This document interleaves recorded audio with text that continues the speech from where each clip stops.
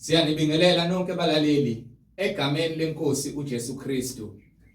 Makube kini umusa nokuthula okuvela kuNkulunkulu uBaba wethu nasenkosini uJesu Kristu. Izwi lenkosi uJesu Kristu leli olalele njengamanje. Izwi lenkosi uJesu Kristu lapho sishumayela khona, sifundise, siphinde sihlole imibhalo engcwele ngokwentando kaNkulunkulu uBaba wethu. Sizocela kubo bonke abantu abalalele ukuthi sonke sibe namaBhayibheli ukuze sonke sizofunda kanye sibe nokuqonda, ikakhulukazi laba abathi bayakholwa bona, ukuze sizokuzwa lokhu okushoyo umoya emabandleni. Bazalwane, kulabo abalalele emva kokulalela sizocela ukuba abangenawo amaBhayibheli ba-download amaBhayibheli kuma mobile devices ethu, kuma laptops noma ama tablets noma ama cellphones, kuma app stores, ukuze sonke sizofunda kanye sibe nokuqonda imibhalo engcwele njengoba sishunyayezwa nanjengoba ifundiswa njengamanje. Kulabo abalalele emva kokulalela abafuna ukubhabhadiswa egameni likaJesu Kristu, kuba bathathe imininingwane oyibonayo escreenini mawubukele, ulalelisise, ngishiye imininingwane njengamanje. Nalabo abanemibuzo mayelana neBhayibheli ungenakho ukuqonda lokho umoya ongcwele okushoyo emabandleni kaKristu Jesu. Nalabo abanobufakazi, umoya ongcwele sekunikezile ufakazi ukuba ukuthule kuzo zonke izindlebe eziyimisele ukufinyelela eqinisweni ngobufakazi bakho. Kule mininingwane esoyishiya njengamanje ngizoqala nge-email address ethi izwilenkosi.ujesukristu@gmail.com, izwilenkosi.ujesukristu@gmail.com, noma i-cellphone number noma i-WhatsApp number la sizokwazi ukuxhumana khona ethi 066 566 9245, 066 566 9245. Balaleli nabo bonke abazalwane, izintshumayelo ziyatholakala ku-YouTube lapho ungahlala khona phansi uphethe iBhayibheli ulalelisise ukube ngabe lokhu okuzwayo kuyofakazelwa nomoya ongcwele ngembhalo engcwele iBhayibheli. Ku-YouTube uzosearcha, upress the notification button, usharishe nelink uthi izwi lenkosi uJesu Kristu, izwi lenkosi uJesu Kristu. Uzosearcha ku-YouTube uthi izwi lenkosi uJesu Kristu, usubscribe, upress the notification button kuzo zonke izimfundiso eziphilileyo ezifakazelwa umoya ongcwele ngemibhalo engcwele izwi lenkosi yethu uJesu Kristu. Uzohlezi uzithola izimfundiso ezingcwele egameni lenkosi yethu uJesu Kristu, izwi lenkosi uJesu Kristu. Ake sikhuleke njengamanje simcele uBaba wethu osezulwini ukuba izwi lakhe liwele emhlabathini ovundileyo, ukuba kukho konke okushunyayelwayo nokufundiswayo sizokwazi ukuthi sizwe ngezindlebe zethu zikamoya. Baba wethu osezulwini, malingcweliswe igama lakho Nkosi uJesu Kristu. Umbuso wakho mawufike, intando yakho mayenziwe emhlabeni njengasezulwini. Usiphe namhlanje isinkwa sethu semihla ngemihla. Usithethelela amacala ethu, usipha amandla ukuthethelela bonke abasonayo. Singangeniswe kulingweni, ngokuba umbuso ungowakho namandla nenkazimulo. Siyakhuleka Nkosi uJesu Kristu ukuba izwi lakho silizwe kukho konke okufundiswayo nokushunyayelwayo, kungabi amadlebe ethu abe yisibe silizithuli, kepha kukho konke moya ongcwele siyacela ukulizwa izwi lakho lilungise umuntu lo ngaphakathi kulo madokodo emzimba yethu. Siphile ngezwi lakho, sidede emsebenzini yonke yobubi ngamandla kamoya ongcwele ngezwi lenkosi yethu Jesu Kristu iBhayibheli manje naphakade. Amen.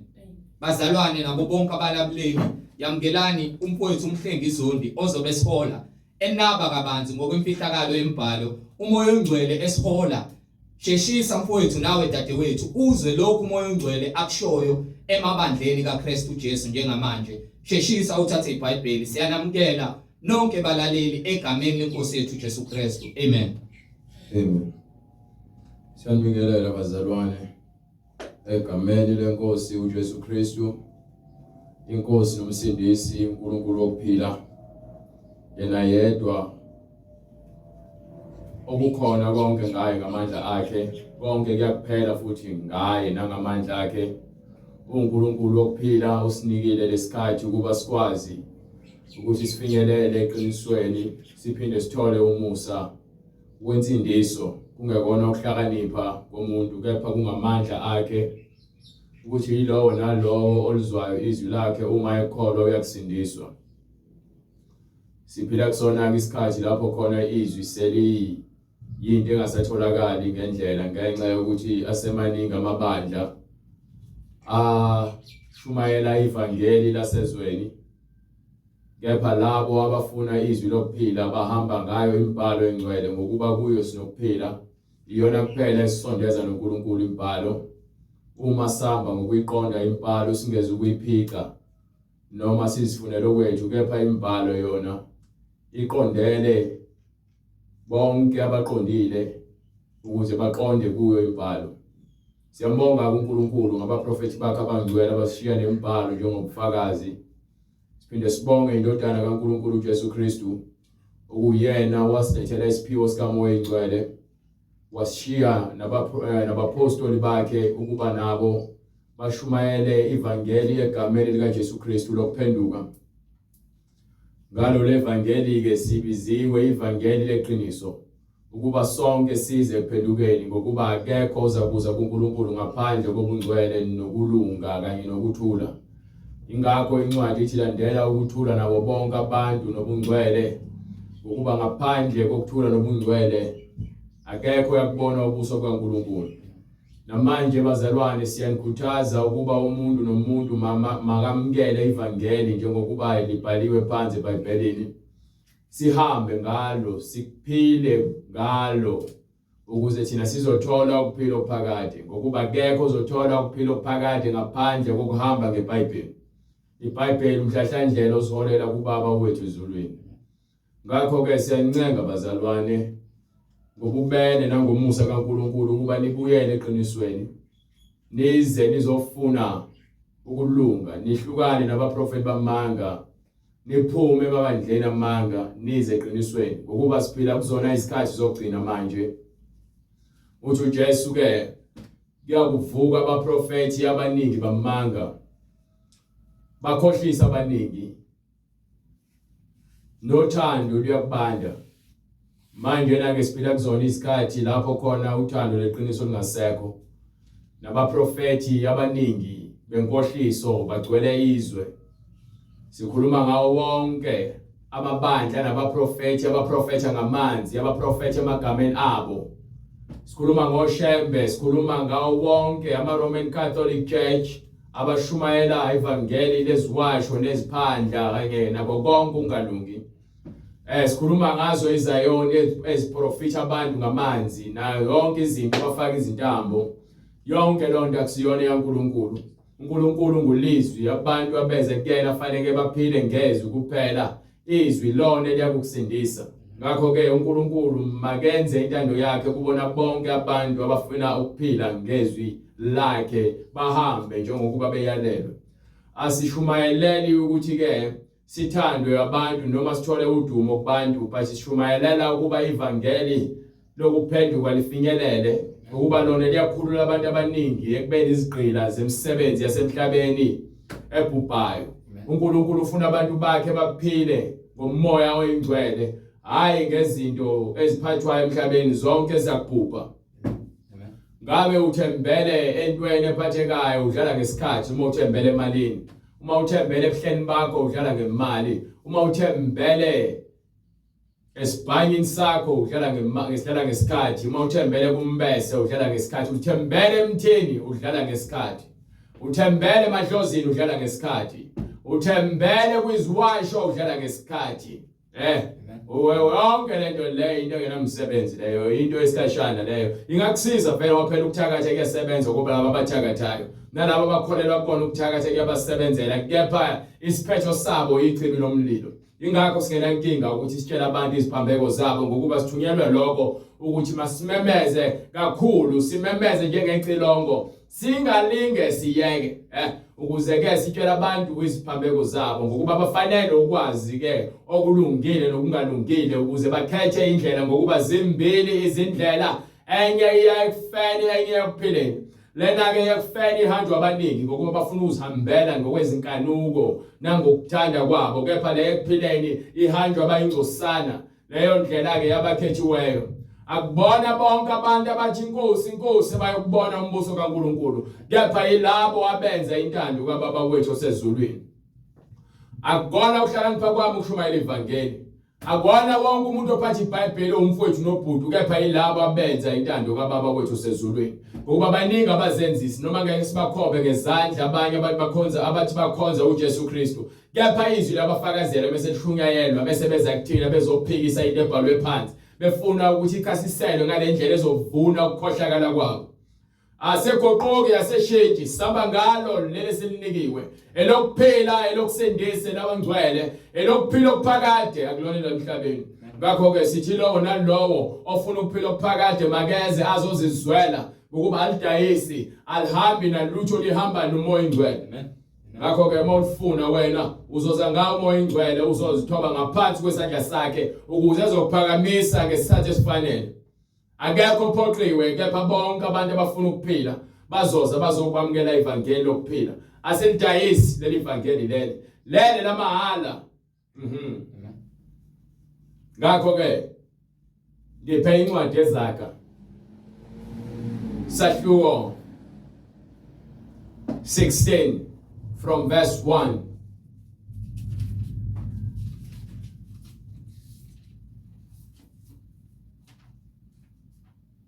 umuntu unamasu enhlizweni kepha wonke umuntu unamacebo asenhliziyweni yakhe kepha impendulo yolimi ivela kuJehova kepha konke kuqhamuka kubani kuJehova so ngakho ke uma uhamba ngobungcwele wonke umuntu ophilayo uba nemicabango yakhe kepha umazi umoya ingcwele impendulo yakhe ivela kuNkulunkulu ngokuba uzokhuluma njengokwemibhalo njengokungcwele ngeke azakhulume ngokuthanda kwakhe futhi ngeke azakhulume ngokuhlakanipha kwakhe noma ngabe kuthiwa inhliziyo yakho ikutshela ukuthini ngokuba phela inyama izifunelo kwayo kepha umoya ingcwele wona ufuna ukuthi ulalele izwi lakhe ulenze ulikhulume ngokuba mase uzikhulumela ukuhlakanipha kwakho awusahambi ngomoya ingcwele ngakho ke wonke umuntu othi usindisiwe noma ngabe ethula amacebo amangakanani impendulo yolimi iqhamuka kuJehova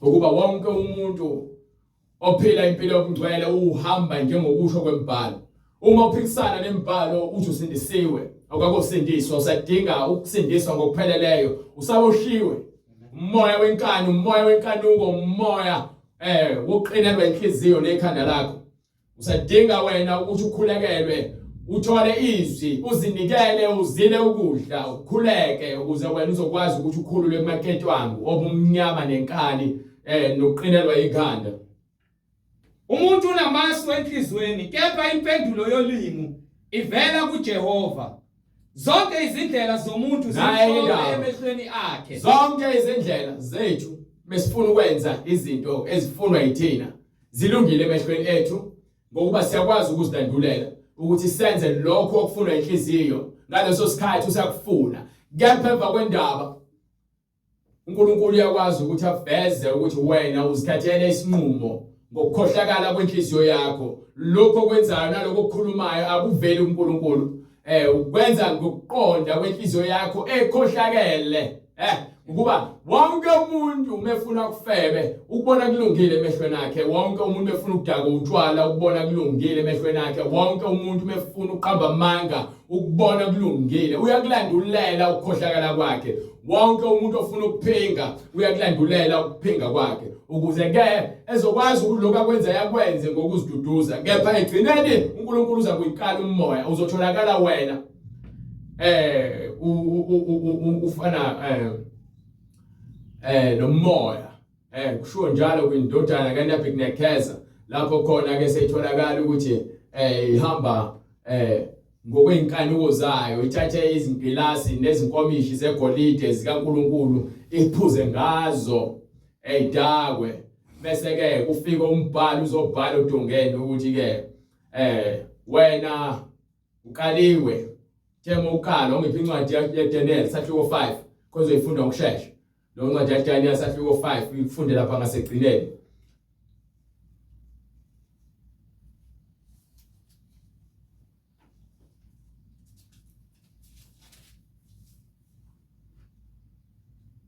khona uBelshaze wayaleza bembathisa uDaniel. Incwadi uDaniel isahluko 5 verse 25. Yilo umbhala owalotshwa mene tekil ufazini. Nansi incazelo yaleyo nto. Mene uNkulunkulu ubalile umbuso wakho. Ueqedile. Tekil ulinganisiwe esilinganisweni ufunyenwe ulula. Ngakho ke ukho konke ukuhamba kwakho uhamba kwakho ngokuhlakanipha kwenyama yakho uthi umoya ingcwele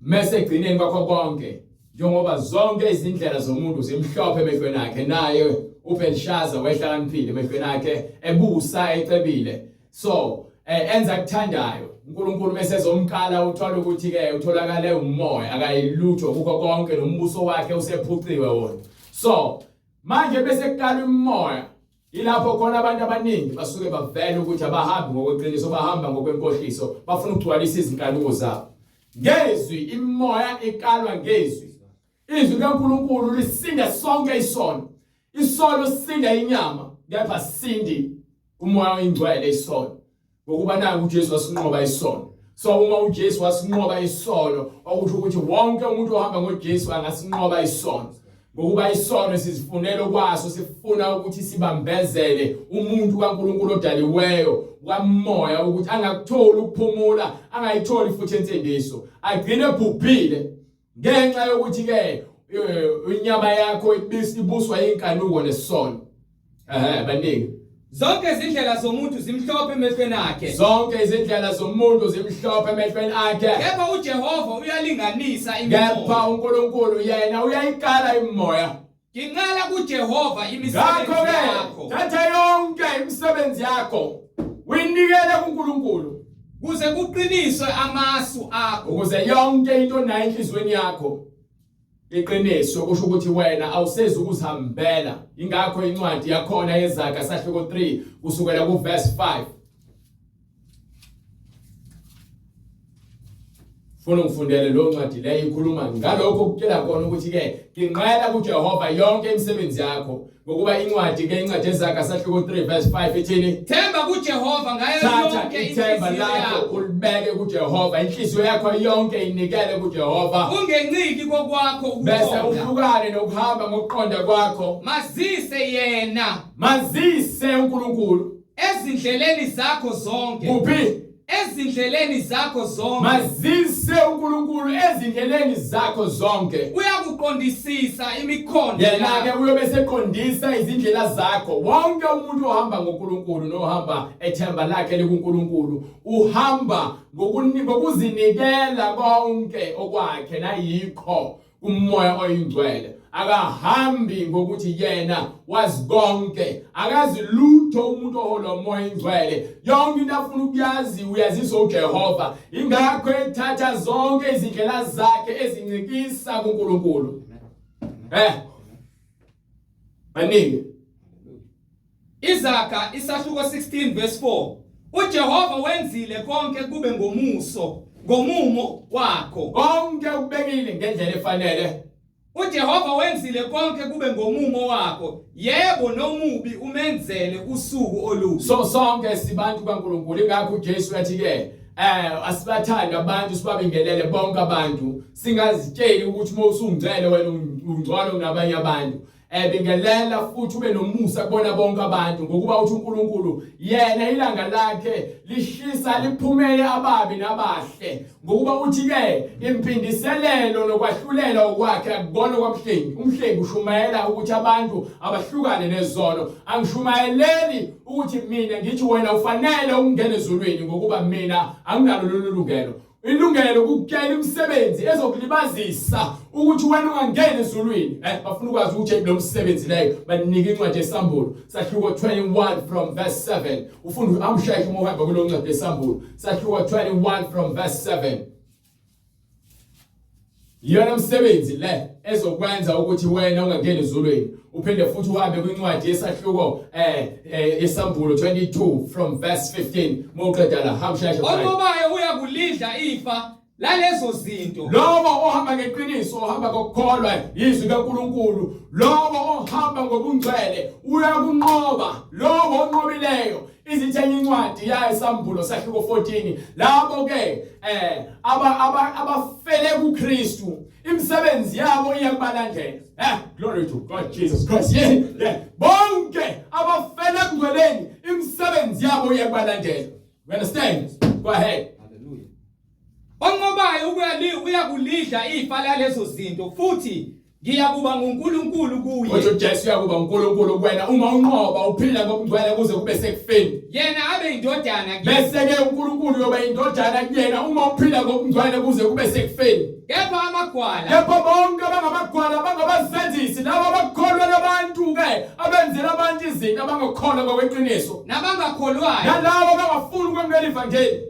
Nabanengekayo nalabo abayisinengiso phambi komoya ingcwele nababulali nalabo abachitha igazi nezifebe nazo zonke izifebe abalala bengashadile nabathakathi nalabo abaphatha imithi nalabo abanenzondo bathakatha ngayo yonke indlela nabakhonza izithombe nalabo abanezithombe abazibiza ngoNkulunkulu bazo nabo bonke abaqamba amanga nabo bonke abakhuluma ulimi lwamanga isabelo sabo siyakuba sechibini isabelo sabo isabelo sabo siyakuba sechibini sesibabule elivutha umlilo nesibabulu okungukufa kwesibili lokho ke kuthiwa ukufa kwesibili nginika incwadi yakhe futhi usahluko 22 verse 15 ngaphandle kukhona izinja nabathakathi manje siyakutyala izinto ezokwenza ukuthi wena uvaleleke ungangeni embusweni kaNkulunkulu lithi iBhayibheli ke ngaphandle kukhona izinja nabathakathi nezifebe nababulali nabo bonke abachitha igazi nabakhonza izithombe nalabo abakhonza izithombe nabo bonke abathanda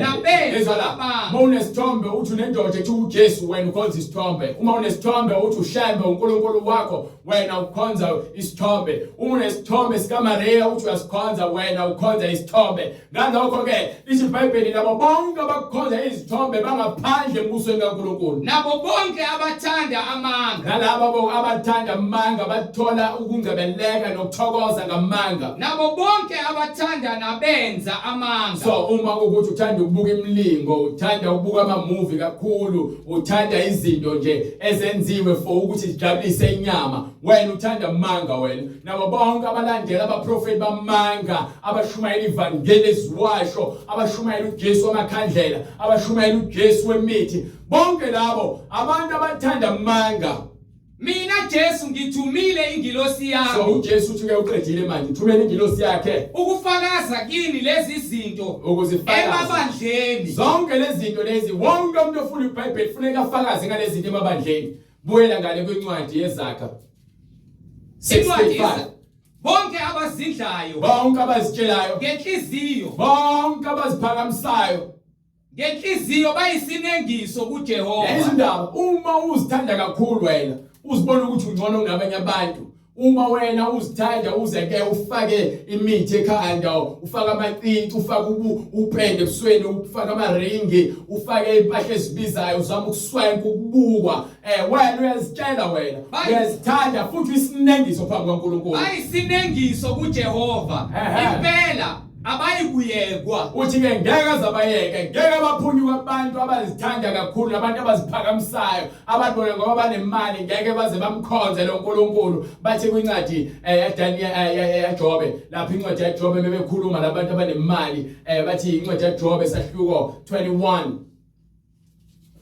full sahluko 21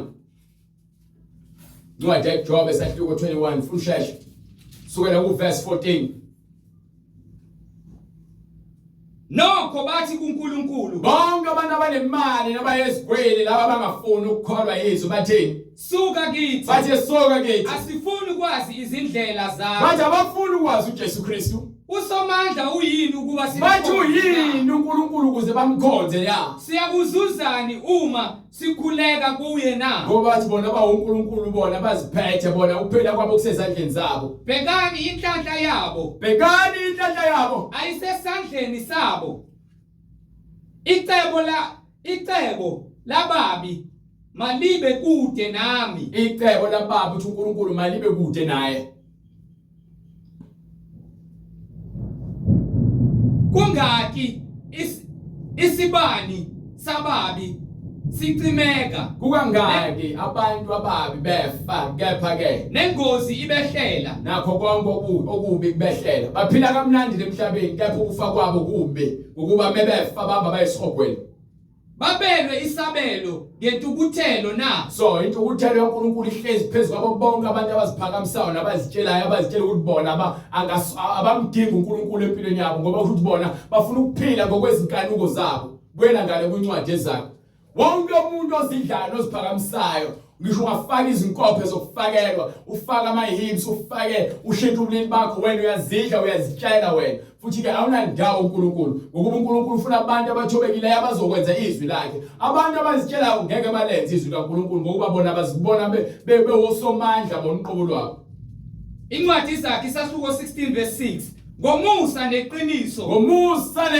ukhona oyakuhlangulwa uthi uJesu ke uze ngomusa nangeqiniso weza uzosindisa abantu bakhe so uyena ke umoya ingcwele akhuluma ngaye la athi ke ngomusa nangeqiniso ukhona oyakuhlangulwa ngakho ke uma wamukela iqiniso lokuthi wena awuzakhanga futhi wena ukuphila kwakho kusezandleni zikaNkulunkulu wena ke uyakusindiswa ngeke usindiswe yimini uyakusindiswa yizwi ngokuba ukholwa kuvela ngezwi izwi yezwi likaNkulunkulu inyanga yakho ngeke zikusindise umthakathi wakho ngeke zikusindise isangoma sakho ngeke sikusindise udokotela wakho ngeke zikusindise usinda ngomusa nangothando likaNkulunkulu ngomusa neqiniso ukhona kuyahlangulwa nangokumesaba uJehova yedwa ebubini ubalekale into embi ezokuholela ekufeni uma umesaba uNkulunkulu noma uhamba ngendlela yokulunga uyakuqhelelana nento eyisono ngokuba wena ufuna ukuthi ubonane nobuso bukaNkulunkulu ngokuba ibhalile incwadi yaMathewu sahluko 5 verse 8 ukuthi ke babusisiwe abahlanzekile enhliziyweni abamsulwa enhliziyweni ngokuba bayokubona ubuso bukaNkulunkulu babusisiwe abahlanzekiyo babusisiwe abanenhliziyo ehlanzekileyo ukuba bayakubona uNkulunkulu ukuba bayakubona bani uNkulunkulu bonke abantu abavumela ukuthi izwi lobungcwele libageze libavumise isono bayakubona ubuso kaNkulunkulu babusisiwe abalambele bomele ukulunga ngokuba bayakusuthiswa bonke abantu abalambele ukulunga nabo mmele ukulunga balambele bakomela ukulunga ubungcwele balungele iqiniso bayakusuthiswa ngomoya oyingcwele lapho khona beyophila noNkulunkulu wangunaphakade bengeke basoma bengeke basancanwa baphinde balambe ngokuba ke badle ukudla kwasezulwini badle isinkwa sasezulwini baphuze amanzi asezulwini glory to God lapho izindlela zomuntu zimthokozisa uJehova lapho ke uhamba ngoqonda ngokwesaba uNkulunkulu uzenza nezitha zakhe ukuba zihlalisane kahle naye glory to God lapho uthobekile phambi kwaNkulunkulu lapho uhamba ngokumesaba uNkulunkulu wenza ngisho abakuzondayo bagcina bengasenayo into abazokusola ngayo ngokuba wena uhamba ngokulunga uhamba ngeqiniso wenza ngisho izitha zakho zigcine seziphila nawe zihlala nawe zize zikuvikele kwababi ngokuba yini wena uphila lempilo le uNkulunkulu ayifunayo glory to Jesus Christ ngeke uyithole lento ngokuba abahamba ngokwempakamo yenyama abazwani ingakho bezondana ingakho behlebana ingakho bethakathana ingakho bebulalana ingakho bebanga isikhundla ngokuba umoya wokuthobeka ukho phakathi kwabo glory to God go ahead lapho izindlela zomuntu zimthokozisa uJehova uzenza nezitha zakhe ukuba zihlalisane kahle nawe uyohlala nawe ngokuthula izitha zakho uma ukuthi uhamba ngendlela yokulunga ngisho kuthiwa iboss yakho bikunyokoloda uthola ukuthi umsebenzi uwenza ngendlela yonke into yenza ngesikhathi awufiki late wathola bengesenayo into abazokuzonda ngayo ngisho kuthiwa esikoleni uthisha ubengakufuni mawukuthi uyayenza umsebenzi wesikole uyaphasa uyahlonipha ugcine ngasazi uzothini kade engazi ukusondelana kanti umoya lo umbambile ukuthi ke abe nomoya omubi so lo moya omubi unqotshwa ngomoya omuhle okuncane kanye nokulunga kungcono kunenzuzo enkulu kanye nokungalungi so ungcwele kungcono nokuthi ube nemali yakho konke onakho kanti uthwele kanti ubhizi ubulala abantu ukuze ube nemali. Kungcono kona ukuthi ngibe ngcwele, ngibe nakho okuncane, ngidle lokho okuncane, ngigqoke lokho okuncane nginakho kunokuthi ngibe nakho konke kepha ngilahlekelwe ukuphila kwami. Yini engiyakuyinikela ukuze ke ngiphephise ngisindise umphefumulo wami. Kuyongisiza ngani ukuthi ngizuze izwe lonke ngilahlekelwe ukuphila kwami? Kuyongisiza ngani? Glory to God. Kuyongisiza ngani? Kuyongisiza ngani? Kuyasiza ngani ukuthi ube usaziwayo ube nemali yonke kepha ebusuka ulali usazofa ngoba uthwele ubhizi wena uyethakatsha ebusuka ulali ngokuba ufuna uba nengcebo. Kuyosiza ngani ukuthi wena udume uhambe enqunu udayise ngomzimba wakho ngokuba na ufuna imali nokuthi abantu babone ukuthi wena umkanjani bese vakalo ufe uhambe ungena esihogweni ngokuba uthande izwe ngaphezulu kokulunga. Ngamane ngihlupheke ngibe nokuncane kepha ngibe nokuthula ngiphinde ngibe nokuphila ngokuba isithunzi sakho mase sithathile usathane ukwenza inhlekisa yezwe. Glory to God. Inhliziyo yomuntu iceba indlela. Inhliziyo yakho inamacebo amaningi. Kepha uJehova uyaqondisa izinyathelo zakhe. Labo abantu bethemba uNkulunkulu ngoba inhliziyo inakho ukuthi ke izifunelo kwayo. Kepha abethemba uNkulunkulu bahamba ngezwi kaNkulunkulu. Ingakho umoya engcwele athi izwi lakho izwi lami athi uDavid izwi lakho lisibane ezinyaweni zami. Athi ngifihle izwi lakho enhlizweni yami ukuze ngingeke ngone. Manje uma uhamba ngezwi uNkulunkulu noma imicabango emibi ivuka uyakuqondisa izinyathelo zakho uyohlezi uhamba ngokuthembeka phambi kwakhe. Glory to God. We'll turn back. Have a pray.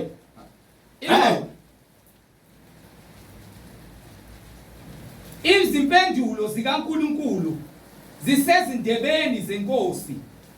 Izimpendulo zikaNkulunkulu zikendebeni futhi inkosi ebusayo fanele ibuse ngokulunga. Umlomo wayo awuyikuphambuka ekwakhululeni izinto eziphambene uyohleze ukhuluma izinto ezokuqondile noma ngabe kuthiwa upresident noma ngabe kuthiwa uyikhansela noma ngabe kuthiwa uyiminister noma ngabe kuthiwa uyisikhulu esibusa abantu noma kuthiwa ke uphethe abantu emsebenzini. Uma uhamba ngokungcwele, uma uhamba ngeqiniso, uyohleze ukhuluma ukulunga. Ukulinganisa lesilinganiso esilungileyo kungokuka Jehova. Ngakho-ke ngikelile ngathi ke zonke izindlela zomuntu zilungile emehlweni akhe kepha uNkulunkulu ukala imimoya. Ngakho-ke akukho uNkulunkulu angeke edlule esandleni sakhe ngokuba uthi yena uwahlulela konke usezandleni sakhe. Zonke izisindo zasesikhwameni zingumsebenzi wakhe. Zonke izisindo zasesikhwameni zingumsebenzi wakhe. Ukwenza okubi kuyisinengiso emakhosini. Ukwenza okubi kulabo abusayo yani iBhayibheli litheni uma ukuthi umbusi alikhathalele iBhayibheli izinto eziningi lithi ke ukwenza okubi phambi kaNkulunkulu kuyisinengiso uma wena uba uyinkosi noma ngabe uyinduna noma ngabe uyisinceku noma ngabe uyini. Ngokuba isihlalo sobukhosi simiswa ngokulunga. Ingakho uJesu wazomisa isihlalo sobukhosi okwangunaphakade ngaphansi kwesivumelano esenziwe uNkulunkulu noDavid wathi isihlalo sakho sobukhosi sangunaphakade. uJesu wazolungisa lokho ukuthi maqonde kume njengokuba uNkulunkulu eyalile. Izindebe ezilungileyo ziyintokozo yamakhosi. Ezilungileyo ziyintokozo yamakhosi ukuthi ke umuntu okhuluma ukulunga lowo ke uletha ukuthula phakathi kwabantu. Amazwi abaqotho bayawathanda. Intukuthelo yenkosi injengezithunywa zokufa. Kepha umuntu ohlakaniphileyo uyayidambisa intukuthelo ngokuba wenza ukulunga. Yayizwa loo nto leyo. Umuntu owenza ukulunga udambisa intukuthelo. Umuntu ohamba ngokungcwele udambisa intukuthelo ngokuba intukuthelo kaNkulunkulu iphezu kwabo bonke abangakholwayo. Ithi incwadi kaJohane sahluko 3 from verse 35 ikhuluma ngakho ukuthi ke abakholwayo egameni likaJesu Kristu. Glory to God. Siyambonga lo Nkulunkulu esimkhonzayo ngokuba usenzela umusa. Athi ke bonke abakholwayo egameni likaJesu Kristu bayakusindiswa bathola ukuphila okuphakade. Qhubeka incwadi hamba la. Ngifuna lokho. Ngifuna shaye bright. Intukuthelo yenkosi. Ngifuna uJohane awuthi ukhona ngifuna khona ngibizile. Incwadi uJohane chapter 3 verse 35. Go ahead brother. Uyise uyayithanda indodana. Uyise uyayithanda indodana. Wanikela ini? Wanikela konke esandleni sakhe. sakhe. Jesu Kristu eyinkosi, uyinkosi yababusi, ubusi emhlabeni nasezulwini nangaphansi komhlaba. Ayikho enye inkosi eseduze kwakhe, ayikho esemva kwakhe, ayikho ngaphambi kwakhe. uJesu Kristu uyinkosi, wonke amadolo azoguqa phambi kwakhe. Okholwa indodana Okholwa uJesu Kristu nokuphila okuphakade. Yebo ongakholwa indodana akayikubona. Yonke lento esifundisayo kaJesu ayona yami. Uma ukholwa iyona nokuphila okuphakade. Kodwa yapha intukuthelo yakhe. Kepha ongakholwayo indodana akayikubona ukuphila. Lowo ongakholwa igama lika Jesu Kristu, lo ongakholwa egameni lika Jesu Kristu, akuyikubona ukuphila. ngeke akubone ukuphila okuphakathi. Kodwa intukuthelo kaNkulunkulu, intukuthelo kaNkulunkulu ihlezi phezu kwakhe. Wonke umuntu ongafuna ukwenza ukulunga.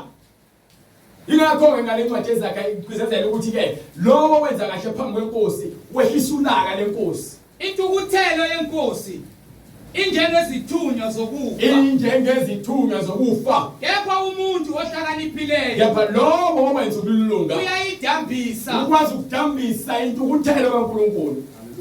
Glory to God. Go ahead. Ekukhanyeni kobuso benkosi kukhona ukuphila. Ekukhanyeni kobuso benkosi kukhona ukuphila. Ekukhanyeni kobuso benkosi kukhona ukuphila. Manje ke kuthiwa uweza kwabakhe weze ukukhanya ezweni. Ulethe ukuphila. Bonke abakholelwa kena beze kuphileni. Kuthiwa ke noma esefile uLazarus uzovuka uthena uvusa abantu abafileyo. Uthi ngisho umuntu ekholwa kuyena, lowo okholwa kuyena uyoba nokuphila okuphakade. Abangakholwa kuyena ngeke bakuthole lokho kuphila. Go ahead. Indaba ineBhayibheli, indaba inobungcwele, iyona yodwa into esilethela ukuphila nokukholwa kuJesu Kristu. Bona kuphela ukusilethela ukuphila kuJesu Kristu. Ekukhanyeni kobuso benkosi kukhona ukuphila. Kobuso benkosi kukhona ukuphila. Nesisa sayo sinjengefu lemvula yamanzi. Nesisa sayo yamumva. Sinjengefu lemvula yamumva. Go ahead. Kungcono kangakanani ukuzuza ukuhlakanipha kunegolide. Ukuzuza ukuhlakanipha kunegolide. Ungaba nemali, but uma usiwula ungenakho ubungcwele, ukuphila kwakho akunamsebenzi, ukuceba kwakho akunamsebenzi. Praise the Lord. Go ahead. Kungcono kangakanani ukuzuza ukuhlakanipha kungcono ukuzuza uJesu Kristu kunokuthi ube nengcebo. Yebo ukuzuza ukuqonda. Yebo ube nakuqonda. Ngakukhethwa kunesiliva. Funa ke sikhethe ukulunga kunemali. Abantu abaningi bakhetha imali nengcebo kunokulunga. Bese benemali impilo yabo iphelele ngokuba ke banalezi zinto ezikhanukwa inyama. Lalela, akho mali yokuthengela injabulo, akho mali yokuthengela ukuthula, ayikho imali yokuthengela ukuphila, akho mali yokuthengela ke iqiniso.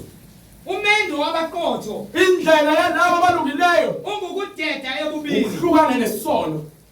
Oqaphela indlela yakhe, lobo ohamba ngokuqonda nangokuqaphela indlela ayihambayo, ulondoloza umphefumulo wakhe, usindisa umphefumulo wakhe. Glory to God. Qhubeka pray. Ukuzindla kuyadlulela. Ukuzindla kuyandulela. Ukubujiswa. Ukuzindla noma ini? Ukuzindla kuyandulela ukubujiswa. Qhubeka. Nomoya oziqhenyayo wandulela ukuwa. So manje ukuzindla kwandulela ini? Ukubujiswa. Ukucabanga imicabango engasile kuholela ekubhujisweni. Mesithini futhi nomoya oziqhenyayo nalabo abantu abazitshelayo wandulela ukuwa. Uzoya uwela kuphi? Uwela eweni uthi uJesu Kristu ke. Abantu abazitshelayo uthi bayizimpumputhe. So abafundi bakhe bathi metshela abaJuda ukuthi ke abaJuda bakhohlakele. Batshela abantu ukuthi abadle abawashi izandla bebengazi washi izandla bebedla bangcolile. Uthi akuyona into edla engena emlomeni engcolisayo.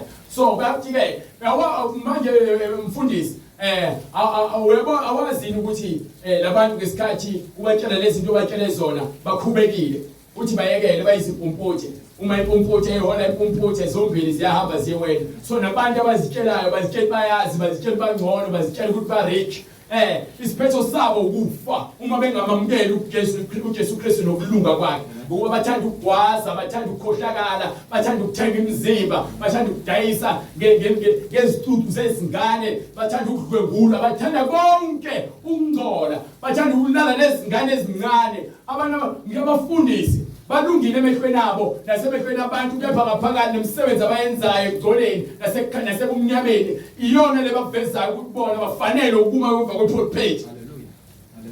Go ahead. Kungcono kuba nomoya othobekileyo. Kungcono ukuthi ube nomoya kaJesu Kristu. Kanye nabathobekileyo. Uhlale nabantu abangcwele. Kunokwabela impango. Kunokuthi ke abazidlayo. Uzokwabela impango yabazidlayo isono. Isono isihogo. Isono siholele esihogweni. So kungcono uhlale nabantu abangcwele nakuthoba izilima phambi kwabantu. Kepha egcineni wena uphakathi kwebandla labangcwele. Kunokuba uhlale nabantu abazohlukanisa impango yefa lasesihogweni. Onakekela izwi uyakufumana okuhle. Lobo othanda ubungcwele. Lobo onakekela ubungcwele. Lobo ovuma ukunakekela ubungcwele kuthiwani? Uyakufumana okuhle. Uyokuthola kuphela. Enhle ukuphila okuphakathi akukho kunye kutshele mina. Nowethembayo kuJehova. Nalowo othemba lakhe kuJehova. Usisiwe. Obosesiwe othemba lakhe kuJehova. Ohlakaniphile ngenhliziyo. Lowo ohlakaniphile ngenhliziyo. Uyakubizwa ngokuthi oqondileyo. Lowo ohamba ngezwi obuswa izwi. Lowo ohamba ngokungcwele kuthiwa yini? Kuthiwa oqondileyo. Oqondileyo lowo ohamba ngale ndlela ekuthiwa ke yeqiniso. Ohamba ngoJesu Kristu. uJesu Kristu uthi mina ngiyendlela neqiniso lokuphila. Akekho ozoza kuNkulunkulu ngaphandle kwaJesu Kristu. Nobumnandi bezindebe buyandisa imfundiso. Kahle ubumnandi bezindebe ukukhuluma lento le. Moyiphila lento ikhuluma kwandisa ini? Imfundiso. So siyafundisa manje. Sitshela abantu izinto ekumele bazazi ukuze bathole ukuphila. Umuntu ongenazo lezi zinto siyambonga uNkulunkulu, glory to God, Jesu Kristu. Senzele umusa. Amen. Asenzele umusa. Sathola ukubusiseka ngegama lakhe. Sathola imfundiso lokuphila ngegama lakhe. Go ahead. Ukuqonda kungumthombo wokuphila. Ukuqonda kungumthombo wokuphila kulowo nako. So ungenakho uqonda wena uhamba indlela yokubula, uhamba nabantu abadaka utshwala, ulandele bona bakubhema usugwayi, bathamba nontshontsho uhamba uyontshontsha, bathamba nofeba uhamba uyofeba, bathi baqambisa amanga ubufakazi wamanga, bakuthathe bakusesontweni lamanga uhamba uyofuna isiwasho. Wenze yonke into ekhombisa ukuthi awunako uqonda. Glory to God, Jesus Christ asikhombisa ukuthi masihamba ngezwi lakhe siba nokuhlakanipha kwasezulwini. Sikhuluma ilanguage, sikhuluma ulimi lasezulwini. Kubantu abaningi sikhuluma izinto abangazazi, kepha sebeyaziqonda ngenxa yokuthi manje bavula amabhayibheli abahamba nathi. Glory to God, lento yaNkulunkulu. Ukuqonda umthombo wokuphila bonako. Uqonda uma wazi indlela zikaNkulunkulu ukuphila lokho. Uma unakho, uma ungenakho, maye kuwe. Kepha ubuwula kungukulaywa kweziwula. Ubuwula ukuthatha iziyalelo kubantu abayiziwula bakufaka ehlathini. Bakutshela ukuthi wewe ukuze ube umjinja noma ube indoda kufanele ulale nabantu besifazana abaningi. Lokho kubufebe lento ezokholela esogweni. Bakutshela ukuthi wena ukuze ube rich kufanele uthwale noma uhambe izinyanga. Lokho kuzokholela esogweni. Akekho umuntu ozokutshela into ezobeka impilo yakhe engcubeni. Athi mbani uputhela umuntu ekhoneni. Nimbambe inkunzi noma kamba nokhomba imali ebank athi ke lonto leyo ukuya umnika umyalelo okuphila alright. Akekho umuntu ozothi uyakuthanda noma ukhonzile akuthike asamsobhema idakamizwe sibhema iwunga. Lo umyalo lo wesiwula. Akekho umuntu ozohamba nongena ngewindi emzini nomuntu nontshontsha athi uyakuthanda noma ke uhlakaniphile. Ubula lobo uzoholela ekufeni nasejele nasesibhedlela. Inhliziyo yohlakaniphile iyafundisa. Yalowo noqonda iyafundisa. Iyafundisa umlomo wakhe. Ifundisa umlomo wakhe ngoba inhliziyo yakho konke ongaphakathi okuphilileyo kuzophuma ngomlomo. Yenezela imfundiso ezindebeni zakhe. Hlala la. eBhayibhelini ukuze uzogcwala ukuhlakanipha kuwena. Funda iBhayibheli uzinikele kulona. Ngokuzinikela uyakuthola ukuphila ngencwadi engcwele. Ngisho esikoleni uyophasa, ngisho emsebenzini uyoloko unconywa njalo ngenxa yokuthi uthola ukuhlakanipha kwaNkulunkulu. Kepha uhamba ngokuhlakanipha kwabantu uzohamba izinyanga lokufuna izikhundla, lokufuna ukuthi ufuna umuthi wesithunzi, ufuna umuthi weinhlanhla, ufuna uvela abahleka usanda kwenzani. Yonke leyo nto leyo isebenzela wena okwesikhashana. Imfundiso ohlakaniphileyo iyafundisa umlomo wayo. Yanezele imfundiso ezindebeni zakhe. Ngavela abahleke, ngaphila ngaphandle kokufaka imithi, ngaphila ngaphandle kweziwasho, ngiphila ngezwi, ngiphila ngomngcwele, ngiphila ngomusa, ngiphila ngothando, ngiphila ngoJesu Kristu. uJesu ungukuphila nje. Nifuna ukuphila onjani? Yilento lenze lihambe zonke lezi zinto ezihambayo ngoba nifuna ukuphila ngaphezulu kwalokho esikunikiwe okufanele ukuthi kuphile. Umona onenza nihambe nifuna zonke lezi zinto banike. Amazwi amahle, amazwi alungeleyo anjengamakhekheba oju.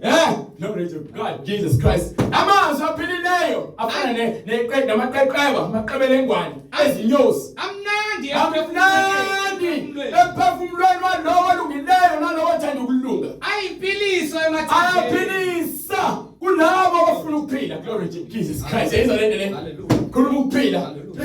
Glory to God, Jesus Christ. Philisa umuntu. Hallelujah.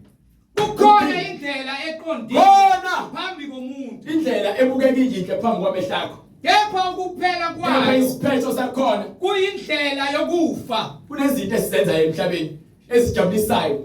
Kulana namantombazana amaningi, uthola ingculazi, uthola ukufa, ukubamba inkunzi, ukudushulwa, ufele, uthola isosha lifele emsebenzini wami, ukuba iginti, ubamba imoto zabantu, ufe, ukuthakatha, ufele ekuthakatheni, uphathe imbese, ukwazi abantu uzofela emanyaleni.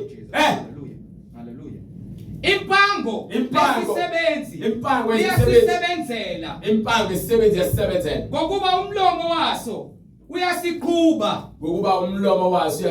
So konke okwenzayo ngendlela engafanele kuyakusebenzela okwesikhashana, kepha kuyokushiya noma lengcebo yakho yenzile ufana nentendele efukamela amaqanda ingazange wazalela.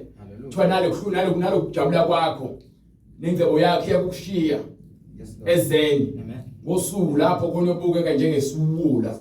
Abaningi ke baphile lo mpilo befuna impilo esheshayo nezinto ezimnandi. Kepha isiphetho kwangaba kuhle. Ngikhuluma manje abanye bagcwele amajele, abanye bagcwele amathuna, abanye bagcwele isibhedlela, abanye bagcwele ngaphansi kwama-break. Ukuba kunesikhathi lapho khona bezibone behlakaniphile. Kepha uJesu usakubiza ukuthi wena usengathethelelwa amacala akho, bangakuzonda abantu. Kepha uma ungase uze kuJesu uthi ngisho izitha zakho uyakwenza zibe nokuthula ziphelisane nawe. Ukuba uyavuma ukuthi uyisoni, hayi kubantu kuphela kuJesu. Mase uvume kuJesu uyokwazi ukuthi abantu ophila nabo akwenzele umusa kubona. Umuntu omubi uphanda okubi. Umuntu omubi uthanda izinto ezibi, uhleze enhlizweni yakhe edlinza imidlinza engasile. Nasezindebeni zakhe kanjalo nasekukhulumeni kwakhe kunjengomlilo ohlangulayo. Ukhuluma izinto ezokufa emlomeni wakhe ngokuba yini engqondweni yakhe nasenhlizweni yakhe kugcwele ukufa. Ngokukhuluma kanjani ukuphila? Uthi uyabuza uJesu nakuba Farisi. Uthi ngakhuluma kanjani ukuphila nini? Ekubendini inzalo yezinyoka. Babulala abaprofeti.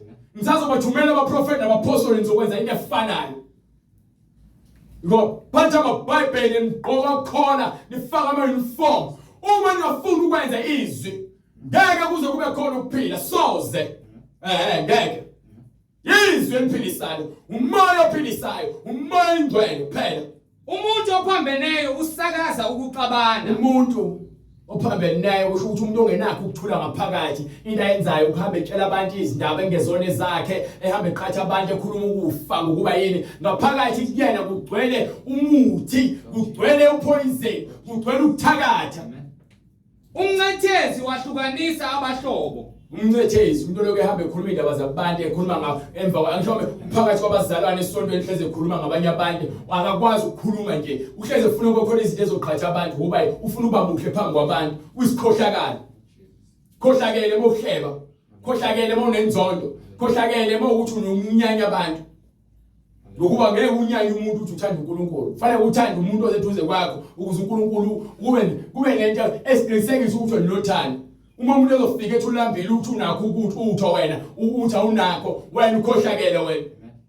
Umuntu oyisidlwangudlangu uyenga umakhelwana wakhe. Umuntu oyisidlwangudlangu uyenga ufuna udlame kuphela, umuntu nje lowo ongafuna ukuthula, ukhohlakele.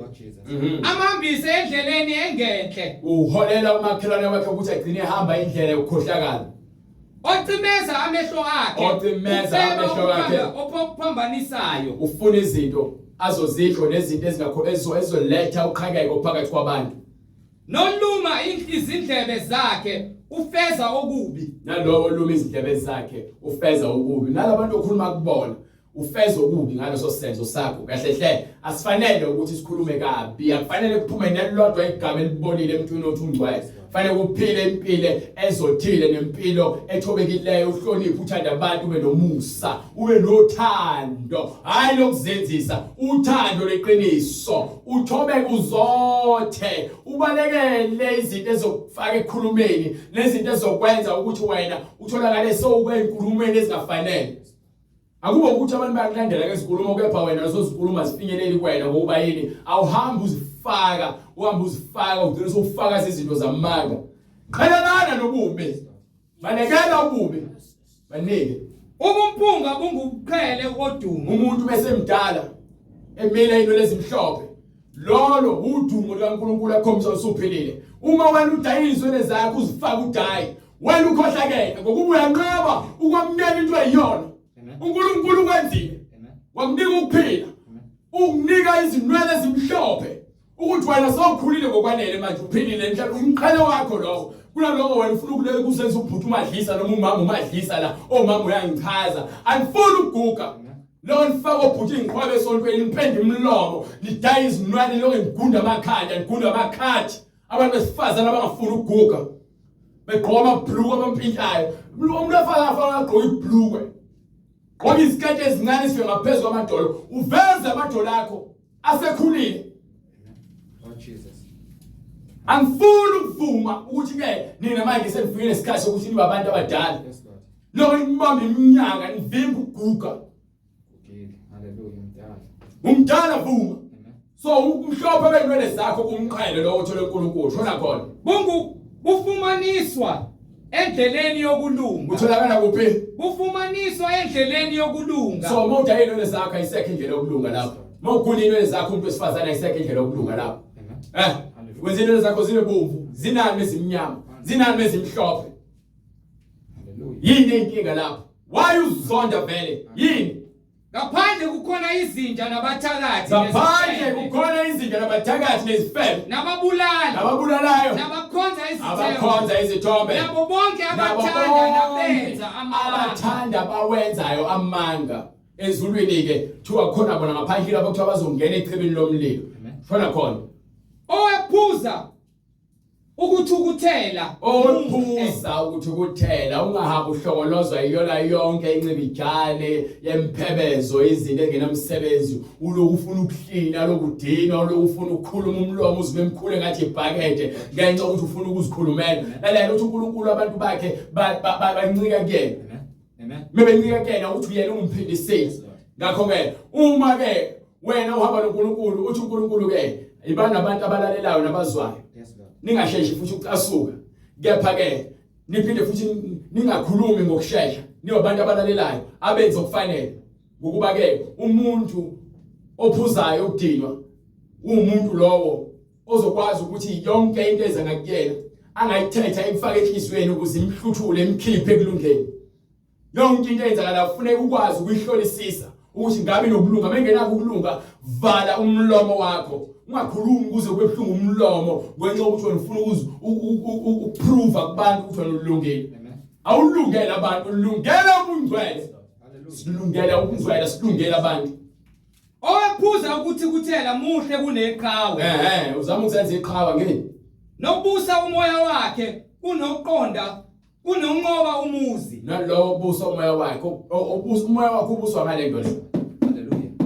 Ukulunga. So wafuna ukuhamba lendlela leyo yokulunga wena uzobuswa iBhayibheli uzohamba ngalezi zinto lezi ezibhalwe phansi zikuholele ekuphileni. Nalowo ofuna ukubhabhadiswa esefuna ukushintsha indlela zakhe esefuna ukuhamba ngale ndlela yokulunga le esinikiwe ithi incwadi ezenzo sahluko 2 verse 38 uqale from verse 37 sebekuzwa lokho wahlabeka enhlizweni base bethi bapostoli nakwamanye amadoda madoda bazalwane siyakwenze njani na yini kumele siyenze na uPetru wayesethini phendukani nayi into kumele uyenze uma ukuthi usesontweni lamanga noma ke usadlala umasigcozi usadlibele indaba zokuganga uyabona isikhathi yahamba and nalento yenzayo ayinanzuzo uthiwa ke uma usolizwa lelizwi likuhlaba enhlizweni yakho phendukani yilowo nalowo abapathiswe egameni likaJesu Kristu kukho kuthethelelwa kwezono zenu ukuze khona niyakwamukeliswa isiphiwo sikamoya oyingcwele yes sir ngokuba isithembiso ngesento esabantwana bethu esabo bonke abakude bonke inkosi uNkulunkulu wethu eyakubabiza wafakaza nangamanye amazwi amaningi wabayala wathi zisindiseni kulesizukulwane esiphambeneyo uma sofuna ukusindisa ube sosithetha kumniningwane oyibonayo lapha ku screen ukuze sikwazi ukuthi sibhale igama lakho phansi ubhale igama nendawo igama lakho nesibongo ubhale nendawo kuyona ukuze senze indlela ukuthi sifinyelele kuwena ubhabhadiswe egameni likaJesu Kristu ukuze usindiswe uthole impilo kuJesu Kristu yilawo nalabo abanemibuzo mayelana neBhayibheli nabo bangasebenzisa le inamba le noma email address abayibonayo bese ke basibuze lemibuzo yabo noma unobufakazi ungenza njalo kepha kakhulukazi sifuna labo abafuna ukubhabhadiswa egameni likaJesu Kristu ngakho ke ethe incwadi yilowo nalowo ufuna ukusindisa makeze kuKristu wonke umuntu ofuna ukusindisa uza kuKristu ubalekela kuKristu wedwala lalabo abafuna ukuphila nalabo abasegolini namaphethelo uNkulunkulu enzile indlela sogcina sifinyelelile kunina kungekudala sisenza izinhlelo uma ukuthi ukasegoli awakubhabhadiswa egameni likaJesu Kristu ufuna ukubhabhadiswa njengokusho kwembhalo uzobe sosithinta kule number oyibonayo ku screen ukuze senze indlela yokuthi wena masifike egoli sikwazise khona uzokwazi ukuthi ungene ngaphansi kwamanzi egameni likaJesu Kristu sishike bazalwane niqhubeke uNkulunkulu angigcine aniqinise kukho konke asenzele umusa siphinde sibonane futhi ngomgqibelo uNkulunkulu evumile egameni likaJesu Kristu manje naphakade amen Lord Jesus